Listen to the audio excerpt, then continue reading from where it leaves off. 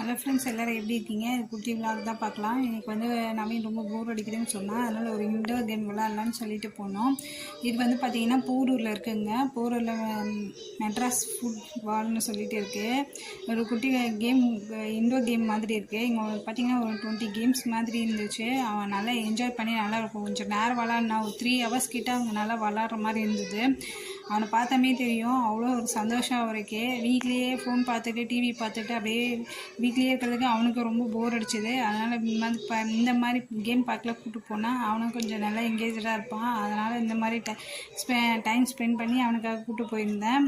நல்லா விளையாடிட்டு இருந்தார். பார்த்தீங்கன்னாவே தெரியும். இது வந்து அந்த பால் வந்து உள்ளே போட்டிங்கன்னா அந்த ஃபோர்ஸை நல்லா அடித்த மாதிரி இருந்துச்சுங்க. துப்பாக்கி மாதிரி இருந்தது. அதனால் அதில் விளையாடிட்டு இருந்தான்.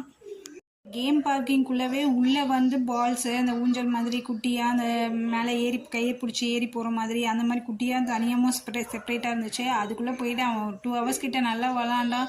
அவனுக்கு அதுலேருந்து வெளியே வர்றதுக்கே விருப்பமே இல்லைங்க. அந்த அளவுக்கு விளையாடிட்டு இருந்தார். இது பார்த்திங்கன்னா பால் மேலேருந்து கொட்டுது.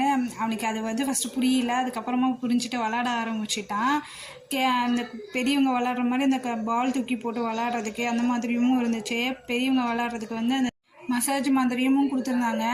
இவனை பார்த்தோன்னா அந்த தண்ணி அடித்து விளாட்றது, அந்த எல்லா விளையாட்டுக்கும் விளையாடி முடித்தவொடனே டிக்கெட்ஸ் மாதிரியும் வருதுங்க. அந்த டிக்கெட்ஸ் வந்து நம்ம அங்கே எடுத்து போய் கொடுத்தோன்னா கிளியர் பண்ணி ஒரு குட்டி பொம்மை மாதிரி அந்த மாதிரி தராங்க. நீங்கள் ஃபஸ்ட் டைம் போனதுனால அவ்வளோவா டிக்கெட்ஸ் வந்து ரொம்ப எடுக்கலை. கொஞ்சம் டிக்கெட்ஸ் தான் வந்துச்சு. அதை வச்சு எதுவுமே வாங்க முடியல. அந்த பாயிண்ட்ஸ் மட்டும் சேர்த்து வச்சுட்டு வந்துட்டோம். இது வந்து குட்டி குட்டி ஸ்டால்ஸும் போட்டிருந்தாங்க. அந்த நிறைய பொம்மைங்களாமும் இருந்துச்சு. நவீனுக்கு ஒரு பொம்மை வாங்கி கொடுத்துட்டு அவனை ரொம்ப நேரமாக அந்த பொம்மைங்களாமே பார்த்துட்டு இருந்தான். இது வந்து அந்த லைட்குள்ளே அந்த இது மாதிரி இருந்துச்சுங்க. ஸ்கையில் இருக்கிற மாதிரி ஸ்பேஸில் இருக்கிற மாதிரியும் காமிச்சிருந்தாங்க. நல்லா இருந்துச்சு. இங்கே வந்து சுடிதாரு அந்த மாதிரியே ஸ்க்ரீனு அந்த மாதிரி எல்லாமே போட்டிருந்தாங்க.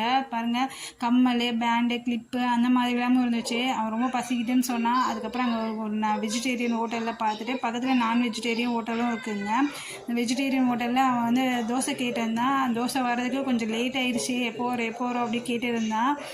நம்மளை ஆர்டர் பண்ணிவிட்டு ஆனால் பக்கத்தில் யாருக்கோ வந்துச்சுன்னா அது பார்க்கும்போது கொஞ்சம் கஷ்டமாகவே இருக்கும். எப்படா நம்மளுக்கு வரும் அப்படின்னு. நான் வந்து 30 இட்லி ஆர்டர் பண்ணியிருந்தேன்.